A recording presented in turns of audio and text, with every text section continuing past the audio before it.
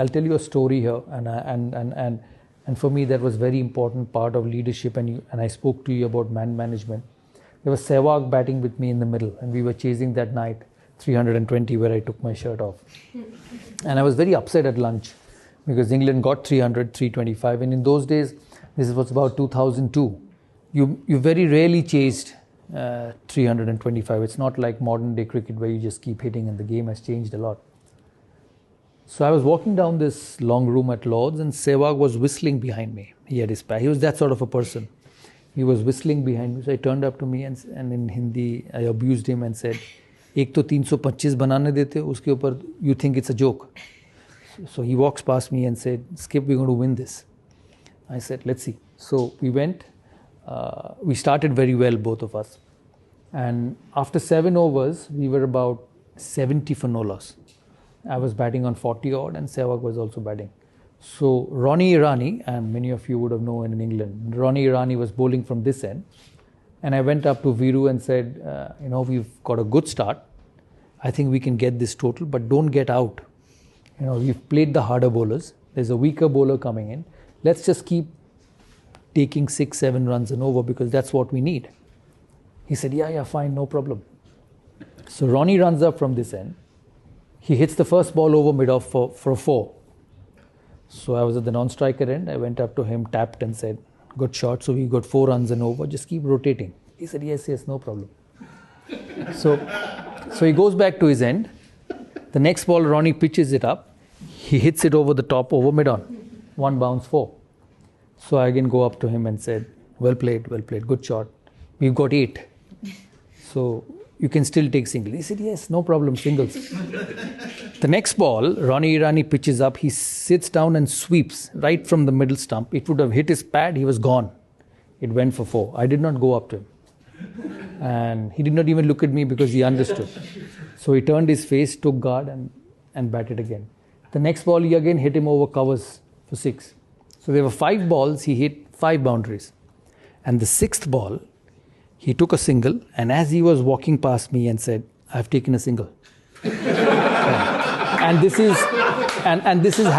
is happening in the middle. And we got 22 runs that over. He smashed him. He was so good. So I was furious at the other end because he did not listen to me. So I had 2 options. Either I woke up at the middle and given him my peace of mind. So I took a couple of minutes to pull myself back and went up to him and I said, keep concentrating. So I didn't tell him anything. He played an absolute blinder of a knock and we won. We finished the game, we won, and as I sat in this dressing room upstairs, he was slightly far away from me and I was sitting here.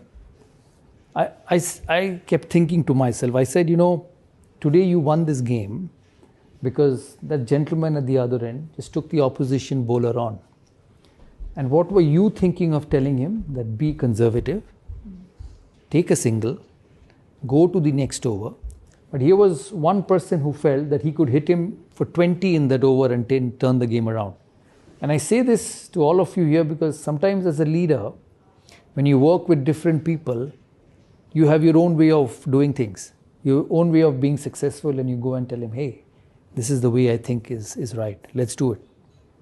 And we'll win that way. But there's the other person who's more talented, who's more gifted, who looks at things differently and probably has a better solution than you. And it was Sehwag that day who had a better solution than me. And it taught me a lot. We did win the game, but it made me a better captain. And a couple of days later, I met him at the breakfast. I said,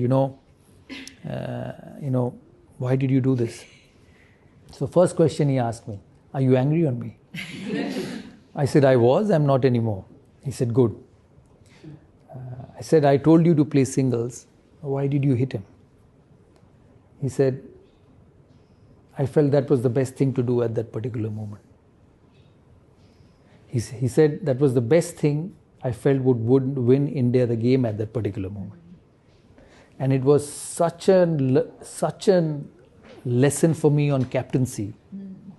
I said, I have a Sehwag who's different. I have a Dravid who's different. I have a Ganguly who's different and I have a Harbhajan Singh who's different. They can't play the same way. So if I have to be successful, I have to understand that they win cricket matches their way. And I have to let them do that.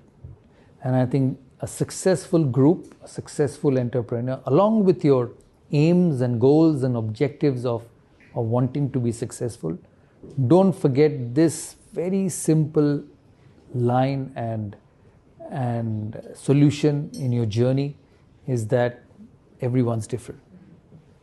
And you cannot make everyone play the same way or everyone work the same way. As long as he delivers for you, as a leader, you need to have that a capability of adjustment in you.